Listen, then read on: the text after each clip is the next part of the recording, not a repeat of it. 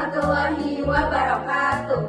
Perkenalkan, kami dari kelompok 7. Izinkan kami memperkenalkan diri. Nama saya Salma Balkis Nurlina dengan NIM 2405804. Saya Mutia Sabita dengan NIM 2403916. Saya Najwa Srialia Febriana dengan NIM 2405515. Saya Fania Ramawati dengan NIM 2404600. Saya Windawati dengan NIM 2410620. Kami di sini akan memaparkan hasil praktikum yang berjudul pencernaan makanan dan enzim pencernaan yang diuji dalam 3 uji, yaitu pada uji Benedict, yang kedua yaitu pada uji iodium, dan yang ketiga uji Biuret. Yang pertama adalah uji Benedict yang bertujuan untuk mengetahui ikatan glukosa pada usus ikan dan saliva.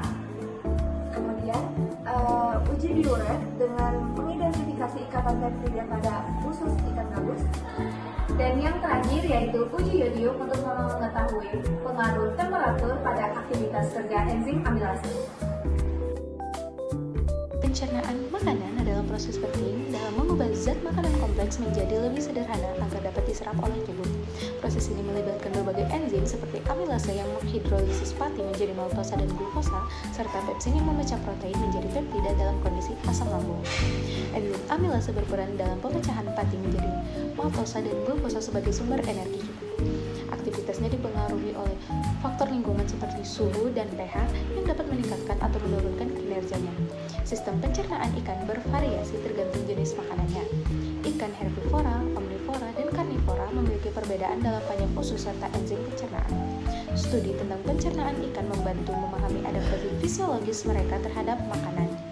Pepsin adalah enzim protease yang diproduksi oleh lambung dan berperan dalam pemecahan protein menjadi peptida yang lebih kecil. Aktivitasnya sangat bergantung pada kondisi asam di lambung. Studi mengenai pepsin memberikan wawasan lebih dalam tentang proses pencernaan protein dan optimalisasinya dalam tubuh. Biokatalisator atau enzim adalah katalisator organik yang diproduksi oleh sel. Enzim merupakan komponen penting dalam kehidupan. Hal ini dikarenakan semua reaksi metabolisme akan dikatalis oleh enzim, menurut Damira dan kawan-kawan 2021.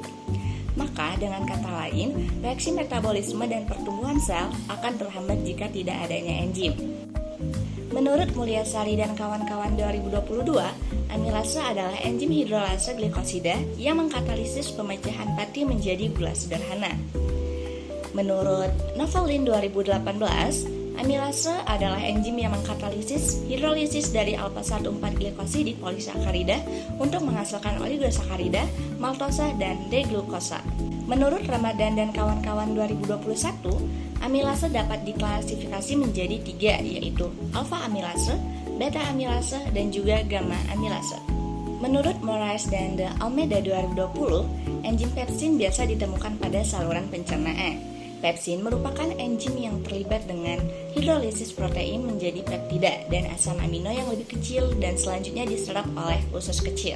Menurut Zhao et al. 2011, pepsin berasal dari pepsinogen yang diaktifkan oleh asam di lambung.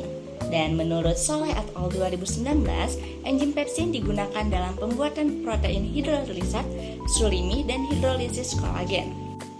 Menurut Nurhayati dan kawan-kawan 2022, salah satu karakteristik enzim pepsin yaitu suhu optimum, merupakan kondisi di mana aktivitas pepsin mencapai nilai tertinggi dan akan mengalami penurunan ketika pepsin bekerja di luar suhu.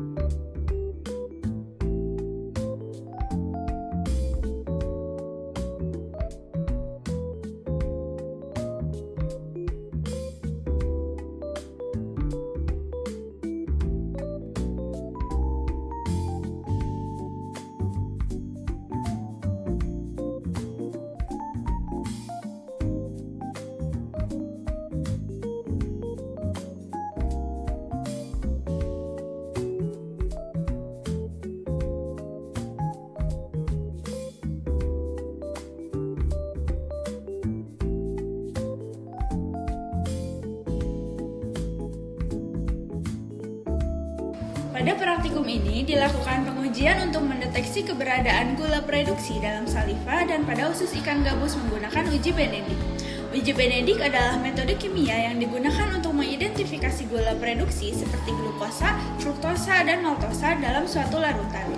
Gula reduksi memiliki gugus aldehida atau keton bebas yang dapat mereduksi ion tembaga dalam larutan Benedict menjadi tembaga oksida yang menghasilkan endapan berwarna. Berdasarkan hasil pengamatan, reaksi Benedict menunjukkan adanya perbedaan warna antara sampel dari saliva dan usus ikan gabus setelah pemanasan dengan larutan Benedict. Perubahan warna yang terjadi pada saliva yaitu berubah menjadi warna hijau yang menunjukkan kadar gula reduksi dalam sampel. Keberadaan gula reduksi dalam saliva dapat mengindikasikan aktivitas enzim amilase yang berperan dalam pemecah karbohidrat kompleks menjadi gula sederhana. Sementara itu, hasil uji pada usus ikan gabus memberikan gambaran tentang proses pencernaan dan penyerapan karbohidrat di saluran pencernaan. Jika terdapat perubahan warna yang signifikan pada uji Benedict pada usus ikan, hal ini menandakan bahwa proses pencernaan karbohidrat menghasilkan gula sederhana yang siap diserap oleh tubuh. Akan tetapi, pada sampel yang diuji tidak terdapat perubahan warna dikarenakan enzim pada pencernaan tidak aktif atau tidak ada. Suhu dan kondisi lingkungan juga mempengaruhi hasil uji Benedict. Suhu yang terlalu rendah dapat memperhambat aktivitas enzimatis dalam saliva dan usus ikan, sehingga hasil uji mungkin menunjukkan kadar gula yang lebih rendah dibandingkan kondisi optimal. Sebaliknya, suhu tinggi dapat mempercepat reaksi enzimatis hingga batas tertentu, namun jika terlalu tinggi dapat menyebabkan denaturasi enzim yang mengurangi efektivitas pemecahan karbohidrat. Dalam praktikum ini, hasil menunjukkan bahwa kadar gula reduksi dalam saliva dan usus ikan gabus memiliki perbedaan, yaitu pada saliva terdapat perubahan warna yang signifikan, tetapi pada usus ikan gabus tidak ada perubahan warna yang signifikan, yang kemungkinan disebabkan oleh perbedaan enzim yang bekerja pada masing-masing organ. Saliva berperan dalam tahap awal pencernaan karbohidrat, sedangkan usus bertanggung jawab atas proses lanjutan dalam pemecahan dan penyerapan gula sederhana. Enzim merupakan biokatalis yang berperan dalam mempercepat reaksi biokimia dalam tubuh. Ada beberapa jenis enzim dalam sistem pencernaan, salah satunya yakni enzim amilase yang berfungsi untuk memecah ikatan pada amilum sehingga terbentuknya maltosa. Pada praktikum ini, dilakukan pengujian terhadap aktivitas enzim amilase dalam saliva dan ekstra usus ikan gabus menggunakan uji iodium. Uji iodium merupakan uji khas untuk mendeteksi adanya kandungan amilum atau pati. Larutan amilum apabila diberi larutan iodium akan berwarna biru akibat molekul amilosa yang membentuk senyawa amilopektin.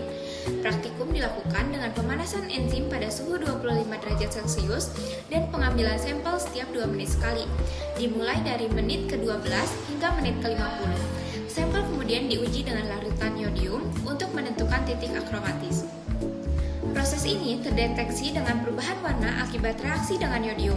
Pada menit ke-50, warna pada saliva tidak berubah saat diuji dengan yodium, menandakan bahwa amilum telah sepenuhnya terurai atau menemukan titik akromatisnya. Hal ini menunjukkan bahwa enzim amilase tetap aktif pada suhu 25 derajat Celcius meskipun laju reaksinya mungkin lebih lambat dibandingkan suhu optimumnya. Sebaliknya, ekstra enzim dari usus ikan gabus menunjukkan warna biru saat diuji dengan yodium, yang berarti amilum masih ada dalam larutan. Ini menunjukkan bahwa enzim dalam usus ikan tidak bekerja secara efektif dalam menghidrolisis amilum. Oleh karena itu, tidak terjadi perubahan warna pada uji yodium dan percobaan dihentikan pada menit ke-50. Dan jika dibandingkan dengan kelompok lain, saliva dengan suhu yang lebih tinggi, yaitu 38 derajat Celcius dan 50 derajat Celcius, umumnya mencapai titik akromatis lebih cepat dibandingkan dengan saliva pada suhu 25 derajat Celcius. Sebaliknya, enzim amilase dalam usus ikan menunjukkan aktivitas yang jauh lebih rendah. Bahkan pada sebagian besar percobaan tidak mencapai titik akromatis hingga akhir waktu pengamatan. Dalam uji biuret, terjadi reaksi antara ikatan peptida pada struktur albumin dengan ion Cu2+ setelah penambahan larutan CuSO4.